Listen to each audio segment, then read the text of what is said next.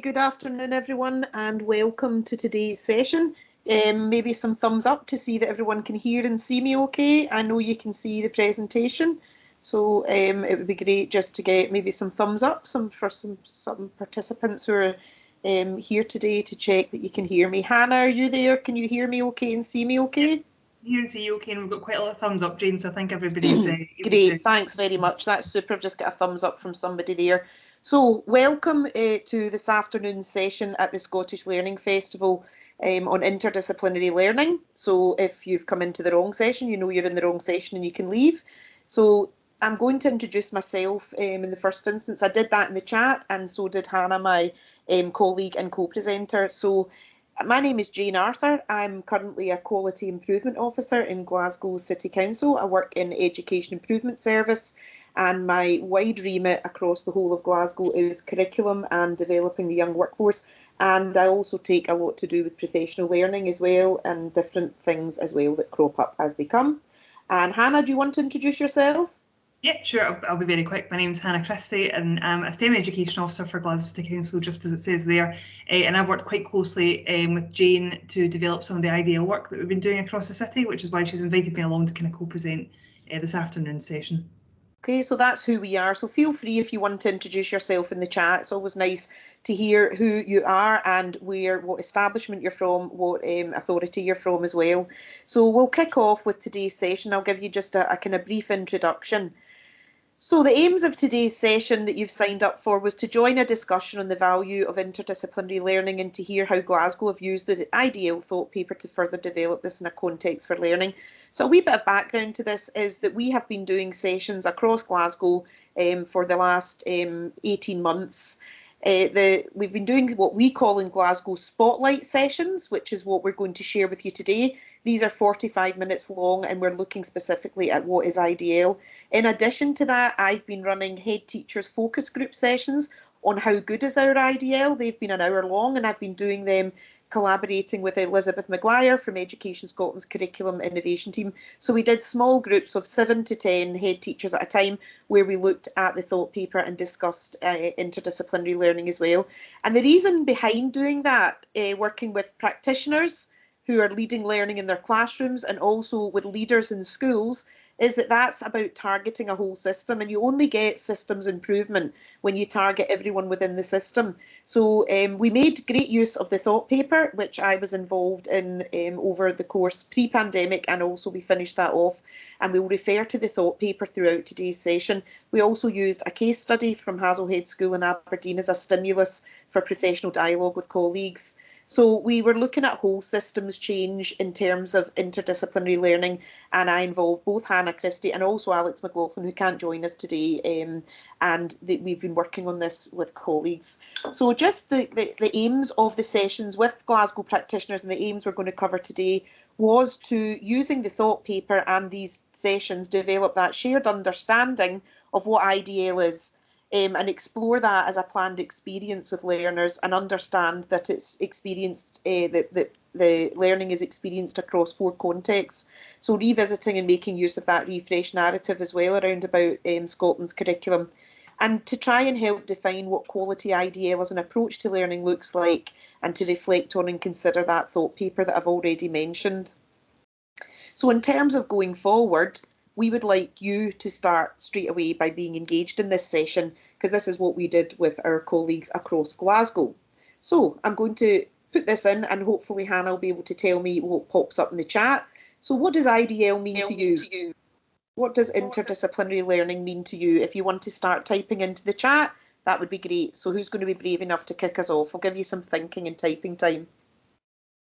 Yeah, we'll give a wee bit of time for people to think about their answers and put them in. Jane, it won't make me saying that she's normally quite keen at going quite quickly and giving answers away, but it's more important that everybody in the call, there's nearly 80 people on the call, so I'm sure we'll get loads of great answers in. So again, what does IDL mean to you? And we're not looking for a definition or anything like that. We're kind of looking for this as a personal answer. So what does IDL mean to you? Oh, there's some things coming in already, Hannah. Yep, so we've got relevance and modern contexts, making learning meaningful, students learning to communicate across their own interests and expertise towards a common goal, cross-curriculum again coming up, links to school context, application of learning, naturally occurring opportunities to deepen learning, another good answer, connections and personalisation, relevant links within meaningful contexts, following children's interests, relevant learning, bundlings of E's and O's, that's another good one, application of learning, that's come up again, deep thinking again, so quite a lot of the same kind of themes coming up with everyone's answers, which is good, and that bodes well moving forward. From what I understand, IDL is different from multidisciplinary learning, but I find it difficult to define. I'm so glad that someone said that, because we're actually going to cover that in the session later on. We'll cover that in the session. Real world learning, chance to work together across faculties, being able to include all opportunities to learn, again, cross-curriculum coming up again, depth and application. So quite a lot of common themes there about real life context, depth and application, cross-curriculum and things, holistic approach to learning. So, and again, please, everyone, you can continue to add in your answers as we go, and obviously this will all be here for you to look back on afterwards, I think. Great. Thanks very much for that, Hannah. And that activity is really just, where are you in terms of your understanding of IDL? And can I just reinforce that interdisciplinary learning is not new. It's been part of Scotland's curriculum since building the curriculum in 2008. But however, over the course of time, in the last kind of 12 to 13 years, it has maybe just sometimes been watered down a wee bit and lost its way. And the refreshed narrative, the purpose, has allowed us to kind of refocus and consider the benefits and the importance of interdisciplinary learning as a learning approach. And this session aims to kind of clarify this and support you with implementing IDL in your classrooms and schools. And I think from the response we've got, you can see the benefits. So next thing we're going to do is Hannah's going to play a wee game of policy bingo with you. Yeah, so as Jane just said there, IDL is not new. It's been about over a decade now. So really what we want to kind of identify is, like, why is it such a focal point, and why is this being really pushed at the moment, you know, in education? And that's because it's actually mentioned in quite a lot of policies that influence learning and teaching in the classroom every single day. And we thought this is a good group to do this with. Can anybody name any of the policies that you think highlight IDL? So IDL is not one of these things that's plucked from nowhere. It does appear in policy documents, like I said. So can anybody think of any policies that maybe we use every single day that influence our learning and teaching? And do you think IDL comes up in them? So if you can name any of those policies, just pop them in the chat and we'll read them out. And again, please don't be afraid to think, oh, I'm going to name something and it might not appear in that. That's absolutely not what this is. If you can think of a policy that you think, oh, I think IDL might be mentioned in that, if you throw it in, we'll read it out, and then we'll reveal some of the answers, but not all, in a moment or two. So have a wee think about those policies, and if you think IDL appears in it, you can pop it in the chat. So yeah, we've got building the curriculum and the refresh narrative straight away, so that's a really good one to start. Thanks to Elizabeth, who's posted the refresh narrative link in there as well. That's great. Yep, building the curriculum again. That's a popular one. National STEM education. I think they were listening carefully because I said building the curriculum. Either we've got a good audience, they've been using their listening skills. Well done. Yeah, we've got realising the ambition, being me document. We've got building the curriculum series. Yep. RTA guidance. We've got, yep, again, realising the ambition. A wee game of policy bingo just reminds us all of what we're meant to be doing. 1+2 policy, outdoor learning guidance, great to see outdoor learning. Yep, 1+2, again, languages. Any other ones that anyone can think of? They can throw it in. HIGIOS, yep, great one to mention. HIGIOS 4, how good is our school? So that actually might be a hint for some people if we've got how good is our school 4. This may be a hint for another document.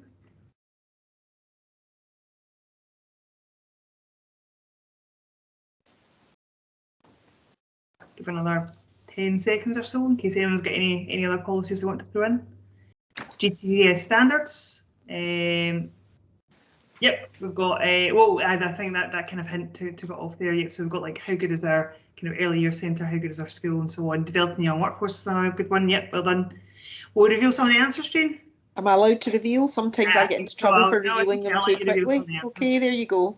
So to pull out just a few, here are some of the policy documents that IDL is featured in. So we've obviously got your curriculum for excellence and building the curriculum. We've got how good is our school, that's the teacher version, and we've also got how good is our school, which is the pupil version of that document. We've got the NIF, the National Improvement Framework that we put here, and we've also got DYW. I think all of these were mentioned in some form in the chat, but there are obviously many more as well that IDL is mentioned in. So it's not something that doesn't appear in some of the documentation that we use, but it's just maybe something that we don't focus on when we're kind of going through this. Great, so thanks very much to Elizabeth Maguire from Education Scotland, who's posted in the chat the link to the Refresh narrative. Now, the Refresh narrative was launched in September 2019. The OECD recommended a simplified version of CFE. There's nothing new in the Refresh narrative, but it was refocusing on what underpins Scotland's curriculum and offer to children and young people. So it was really useful. If you haven't engaged with the Refresh narrative, it is a worthwhile exercise. It's not onerous. It's 8 slides, but it just revisits and reinforces lots of the messages around the curriculum. It's a one-stop shop and everything's in one place. So in terms of planning the curriculum, it should be taken across these 4 contexts for learning. So this is not new to you, but what's clear is that schools are very, very good at providing opportunities for personal achievement. And schools are also really good at the ethos and life of the school as a community, and also planning for learning and teaching across the many curriculum areas and subjects. You know, particularly you think of secondary schools with curriculum specialists, and also in the primary, how we plan and in early years against curriculum E's and O's. However, interdisciplinary learning, that green area, that 25% or quarter you see up in the top right-hand corner, is often a bit of a grey area, and we hope that after today you'll feel more confident about what IDL is and how to take it forward in your own context. So thinking in terms of what is IDL, if you've not already seen the thought paper, Interdisciplinary Learning, Ambitious Learning for an Increasingly Complex World, what we would tend to do if we were doing this face-to-face is that we put a couple of icons at the bottom. We would probably be doing a wee shared reading task. So what we would probably do is we would break up the document. We would ask people to read sections and we would share what we'd learned by reading it. So in terms of the thought paper, that's a kind of exercise you could do. But that kind of definition of IDL is within the thought paper, which we'll share with you later. But it's really important that we kind of look in terms of how can I take this forward? Reading the thought paper was 40 people across the country came together and had a similar discussion to you did in the chat earlier. What is interdisciplinary learning? And started to think about the benefits and why it's part of the totality of the curriculum. So it's really important in terms of your own professional learning to perhaps read this. It's not an onerous document, and there's some inclusions in there that will really help as you take this forward. So that's something we would probably, split up. So if you're in your team back at school, you might want to split this paper up, let different people read it, and then have a discussion about it. And that's certainly something we can't do face-to-face and online today, but that's what we'd encourage you to do. Hannah, is there anything I've missed there? No, just to kind of reiterate, it's not only this reading. I'm not just saying that because I'm doing this with Jane and she's made me read it loads. Like, actually, when we divide it up and we give it out to staff, really, when you divide it up, you can't give staff more than maybe a page and a half or 2 to read. And again, we just gave it out and said, read that section and highlight one thing that you didn't know before and feed that back. And by the end of that, 10-minute task as an establishment. Between them all, they've read the document at least once, but depending on how many staff, they might read it more than once. Okay, thanks for that, Hannah. So in terms of getting back into this thought paper, when you do get a chance to read it, or maybe read it with colleagues or have a discussion, we really focused on what good IDL looks like and what gets in the way of IDL. And it was good to use some of these service design tools with Elizabeth Maguire from Education Scotland, with our head teachers, about looking at how good is our IDL and also starting to consider that. So what gets in the way of good IDL, and it's that all these different things. So in the discussions together that created this thought paper, these are the kind of key points that we've pulled out from the thought paper to share with practitioners and to have a discussion around. So the first one being that relevance, so that IDL should be a real life context and it should be closely connected or appropriately linked to the learners in front of teachers. And IDL should aim to promote learners to think deeply, and it should be linked to maybe a school context or a local context. Also, in terms of the next key point there is planning together. So IDL should be something that's planned together with colleagues or partners and with learners too. So there should be that involvement of learners. Learners should be participating in planning their learning. And planning learning can be iterative, but although the steps or sequential nature of planning takes time, it is very worthwhile as the impact is far greater when that planning is done together, and we're increasing both our learner agency and teacher agency in taking part in planning together. IDL should also promote deeper learning and deeper thinking. It's not just something that's done after the serious work of teaching knowledge and skills. So we don't just teach stuff and then just say, right, and then we'll do something nice in the afternoon. IDL should be prioritised, because remember, it is a quarter or a huge part of that totality of the curriculum. IDL also promotes learner agency, and as I've said before, working with learners to plan and co-create the learning leads to increased learner engagement. So if young people know where they're going and they know what they're learning and they've got some buy-in to that, then it's more stimulating, they're more motivated to learn, and you get increased learner engagement as well. So and we're going to share with you towards the end of the presentation how we've taken this a wee bit further with staff in Glasgow. There's a wee quote there from Simon Sinek, of whom I'm a bit of a fan, and he speaks about how intelligence uses what's known to solve problems and creativity uses what is unknown to discover possibilities. And it's that whole idea of interdisciplinary learning, developing a range of skills, creativity obviously being one of them, but just that kind of more endless possibilities that can be discovered and established through doing IDL. Is there anything I've missed there, Hannah? Are we okay to move on? Yeah, I'll be going to do the task on this one. Right, okay, go for it. So for when we delivered this in Glasgow to practitioners across the city, whether it was your primary or secondary or over Teams, one thing that we really wanted to get across was, just because you were coming to this IDL, CLPL, that doesn't mean you have to scrap everything that you were doing previously, because we didn't think that would be beneficial. We're very much not saying leave what you've done before, but it's really about how can you build on what you're already doing in your classroom and in your skills and in your establishment. So we got, from these key points, relevance, planning together, deep learning, deep thinking, and learner agency, we asked some of the participants to think about how they already cover some of these key points in class and maybe give some examples in the chat. And the reason for that was because some people might be doing relevance really well, and maybe somebody else in the call might think that's something I really struggle with, and that might give them a kind of starter for 10 actually, and how they can build on that in their own establishment. So I think we kind of discussed, Jane and I, we might just do it here, because if you're maybe going to take this and deliver it to staff in your own establishment, it might be quite good to see how that activity works. So from those key points there, relevance, planning together, deep learning, deep thinking, and learner agency, have a wee think about how you might already cover one of these or two of them already in your classrooms, and then give a quick example, just one line in the chat, and that will let kind of a catalogue build up of loads of examples that are happening actually across Scotland about how these are being covered. So we'll give maybe a minute to 2 minutes for people to have a wee think, and then pop some suggestions and ways that they cover these into the chat box, and I'll read them out. So as Hannah said, it's quite nice because you'll get to see how other people keep learning relevant, develop learner agency, so it'll be great to see some ideas. So who's going to be brave enough to kick us off?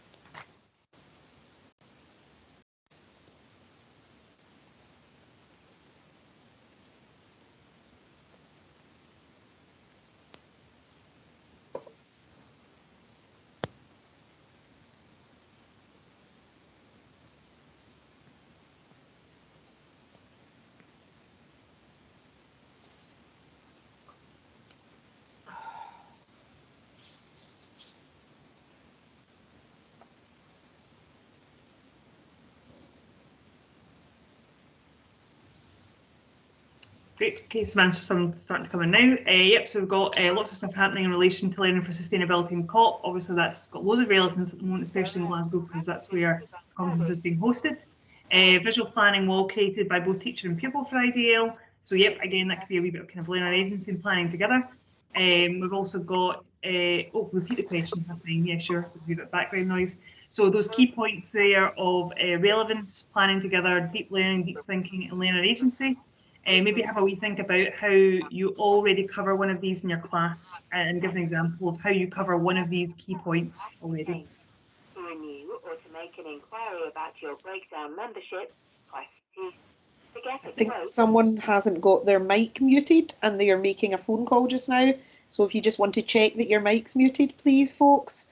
And we're getting some things through in the chat here. So we're saying social studies is a bit of a cheat here because it's already very interdisciplinary. Of course it is, but I'm sure you keep social studies very relevant for learners, and yet somebody's put in there lots of good stuff happening in relation to learning for sustainability and co-op. So yeah, lots of relevant learning going on just now with people doing lots of learning for sustainability and focused on co-op.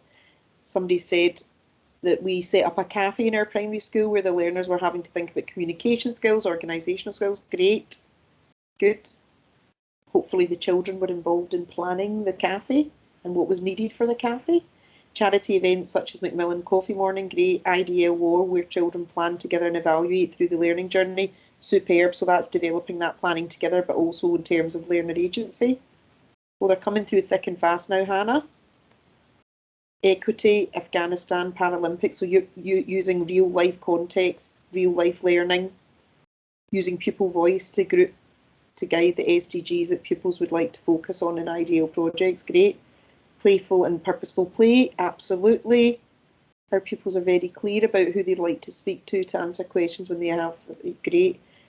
We do responsive planning, absolutely. Ensuring that the children's interests, we use 4 blacks to plan together and also 4 books, sorry, and also evaluate and reflect on their learning.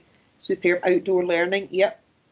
Whole school progression of the same theme, so there's cross-class learning. Yep, there's lots of that going on now.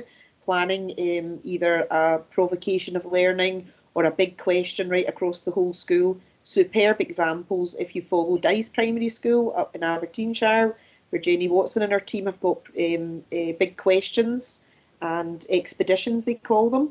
So yep, doing that. Pointing out when skills and information may have been covered. Yep.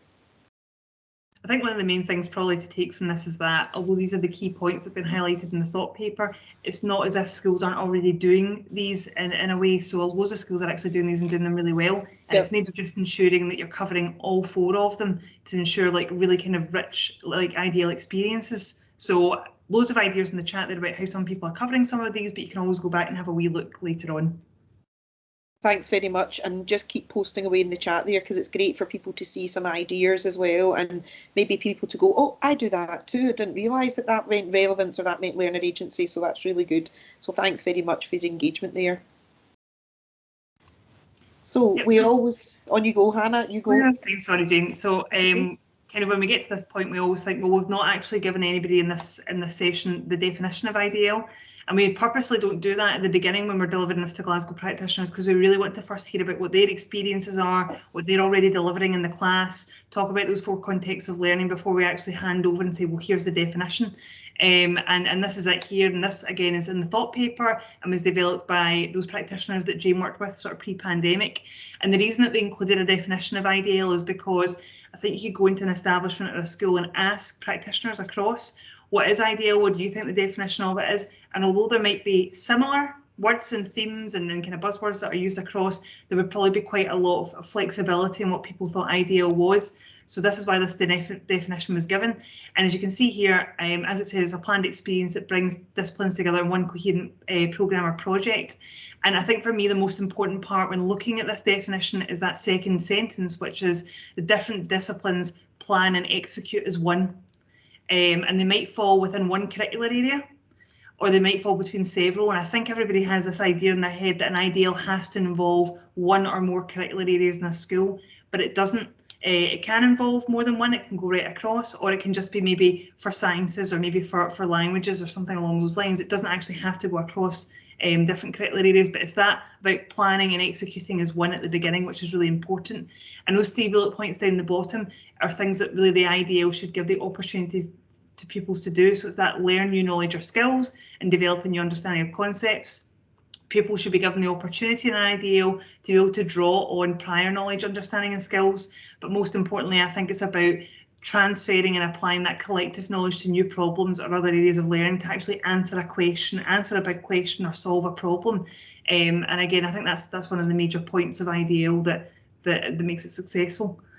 So that's the definition there, and as you can see there, it kind of touches upon like that planning, but planning at the beginning, executing as one, but also kind of clarifies that, well, how many disciplines have to be involved in this? And the answer is it can be one or it can be many. So Hannah's going to take you through an activity in a minute, because somebody earlier on in the session asked a really good question about what is multidisciplinary learning and interdisciplinary learning, and I'm going to coin a phrase. Elizabeth Maguire from Education Scotland, myself, coined a phrase during all our sessions with head teachers, and it was all learning is good learning. So I want to be really clear that the grid I'm about to share with you is in the thought paper. it was quite a controversial inclusion in the thought paper, because what we don't want to do is pitch IDL and MDL against each other and say that IDL is right and MDL is wrong, because we know that lots of multidisciplinary learning takes place. So all learning is good learning. We're not saying that MDL is wrong, but what we need to be really clear is remember and keep in your mind that the totality of the curriculum includes interdisciplinary learning, and there's good reason for doing interdisciplinary learning, because there's no one job where you don't work across different disciplines. So it's all about how we can, as Hannah's just described, use knowledge and skills, apply that knowledge and skills. You know, when employers are looking to employ people in the future, yes, they want qualifications, yes, they want to know what young people have done, but they want to know how they're going to apply that knowledge and those skills to the job in hand. So they don't really need to know what you learned in higher biology. They want to know how you're going to apply that and apply those skills of research or learning in the job you're going to do. So it's really important. So we're going to ask you to take part in another task in a minute, and it's about how, you know, you can do that planning and how you can have a common theme. So you can link things up by, say, for example, you can take a topic like the rainforest, and you might be learning about the rainforest, learning all the science about the rainforest. You might be learning to use some data, and you might be looking at percentage of rainforest that's, you know, being cut down.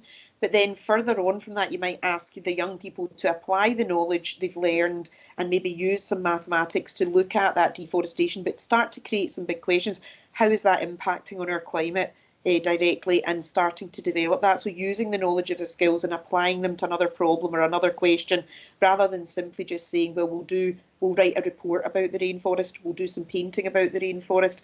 And this sounds really, really, I'm not trying to sound condescending when I say this, but one of the heads who came to one of our sessions said, you know, we do a topic on the weather, and we think it's interdisciplinary learning, so the children can sing about the weather, dance about the weather, paint the weather, but do they actually know how the weather impacts on the world, or what's happening with world weather, or about extreme weather? So I'm not being condescending when I say that, but it's about how we do this very, very important part of the totality of the curriculum. So Hannah, I'll let you take us through this next activity. Great.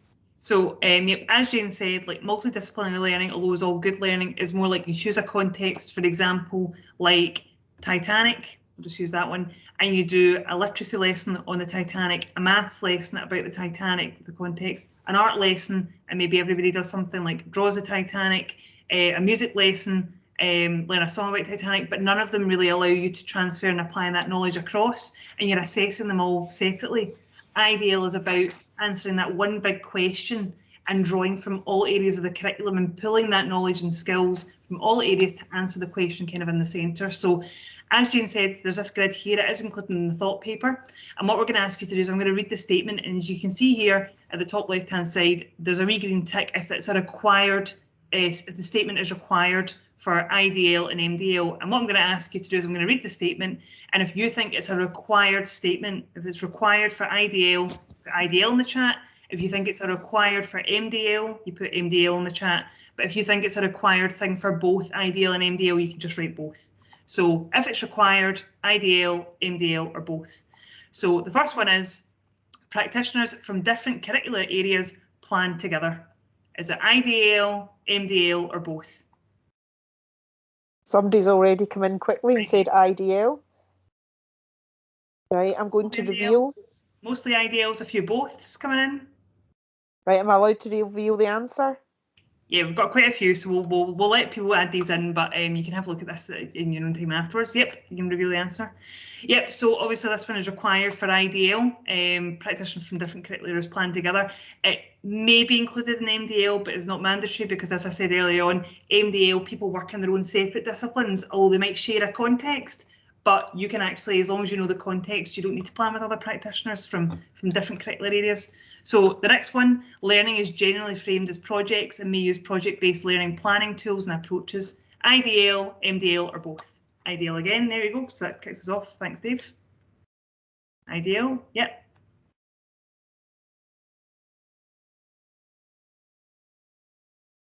Right, lots of IDLs and lots of boths. A couple of boths. You can reveal the answer, Jane? Yep, so this one, generally framed as projects or project-based learning, is required for both IDL and MDL. So yep, so well done to everybody that got that right. The next one, planning connects disciplines and project outcomes across the 4 contexts. So planning connects disciplines and project outcomes across the 4 contexts, IDL, MDL, or both.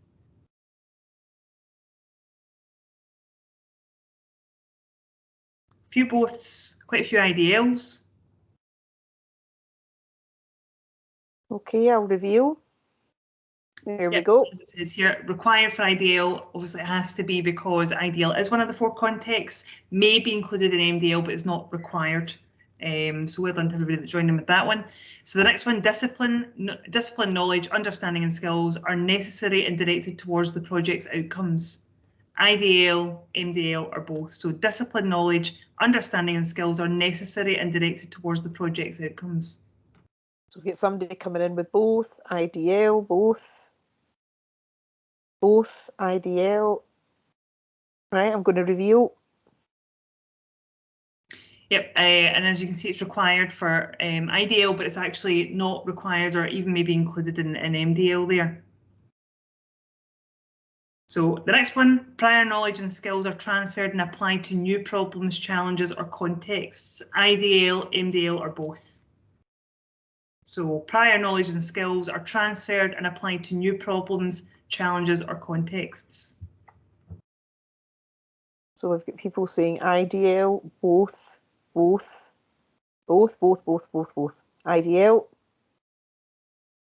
I'm going to reveal. Yep, you reveal the answer. So yep, absolutely, it's required for IDL. It may be included in MDL, but is not required. And obviously that's because sometimes MDLs, you choose a context and actually pupils might be doing something in a curricular area that actually that's the first time they've maybe, they're not drawing on that prior knowledge. That's maybe a lesson that's just in that context, but it's brand new to them. But yeah, absolutely required because IDL asks you to take collective knowledge that you've learned previously and apply it to new challenges and problems. So the next one, new knowledge and skills are encountered. So IDL, MDL, or both. We've got IDL coming in, great. Both, quite a few boths. So new knowledge and skills are encountered. So reveal. Yep. So absolutely required for IDL. MDL maybe, maybe included but not required. So 3 more to go, sorry. Learners take planned time to reflect on connections between disciplines. So learners take planned time to reflect on connections between disciplines. So IDL, MDL, or both. So somebody's put IDL. Everybody's saying IDL here. Yep, IDL. Most people are all saying IDL. I'm going to reveal, Hannah. No problem. Yep, so IDL is absolutely required, but it's actually not required or may even be included in MDL there. So yep, well done to everyone in the chat. 2 more, learners reach each outcome using several disciplines, IDL, MDL, or both. So learners reach each outcome using several disciplines. We're getting IDL. I think they've recognised the pattern here, Hannah. IDL. So I'm going to reveal. Sure. Yep. Absolutely required for IDL, but actually not required at all for MDL, because in multidisciplinary learning, you can do a standalone lesson, almost like working in silos. So you don't need to learners don't need to reach an outcome across several disciplines. It might just be in one discipline. And last one, assessment of the learning is shared between disciplines, IDL, MDL, or both. IDL. Yep. Most people all saying IDL, Hannah. Yep. So I'm going to reveal. Yep, absolutely.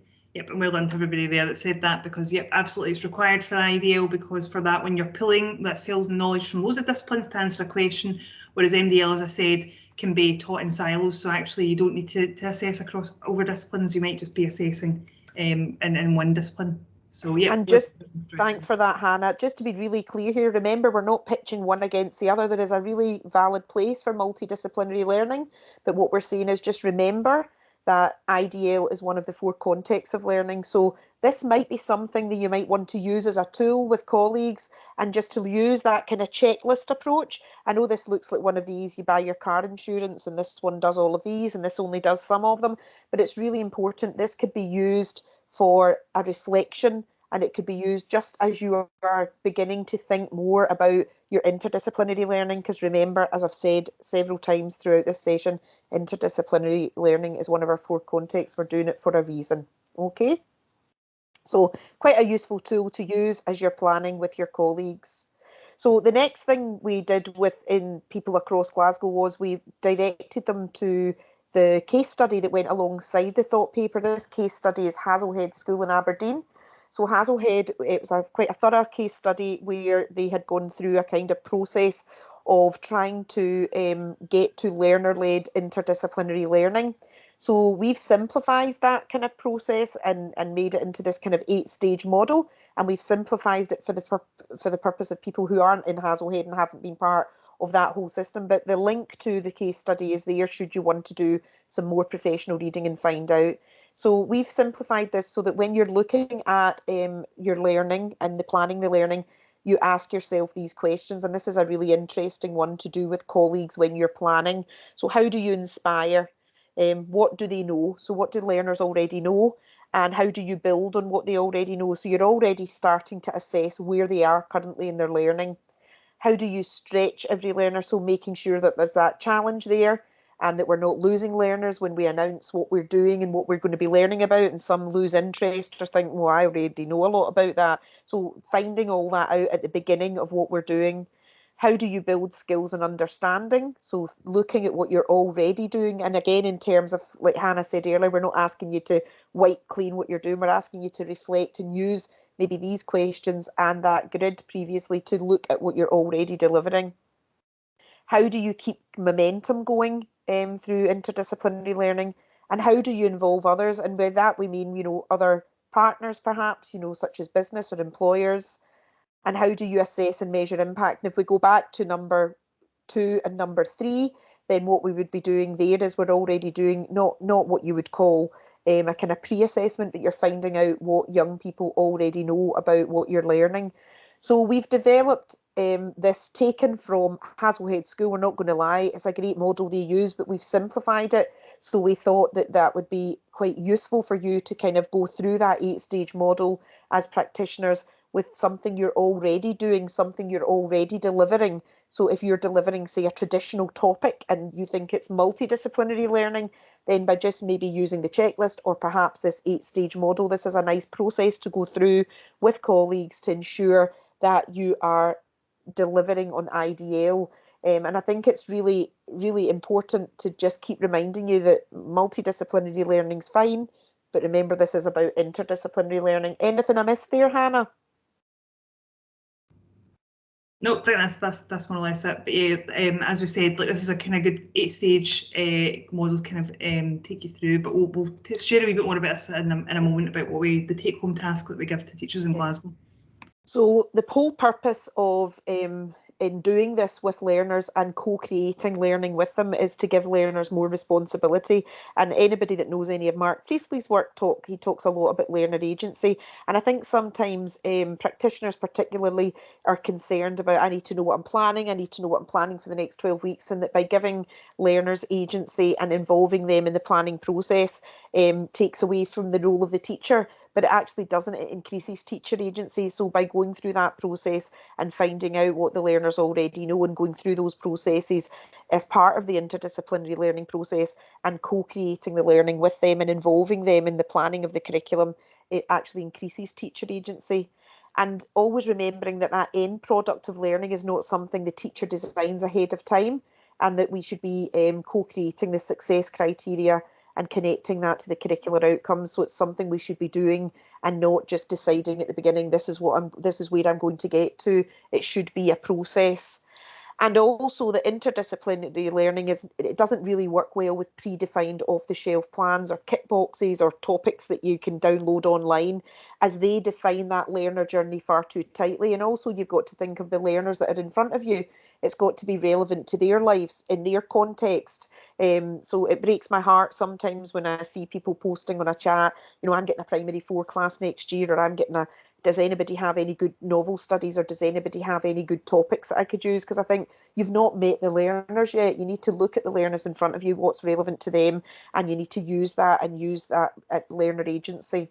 So in summary today, and throughout these sessions with teachers and practitioners in Glasgow, we've looked really closely at what is IDL.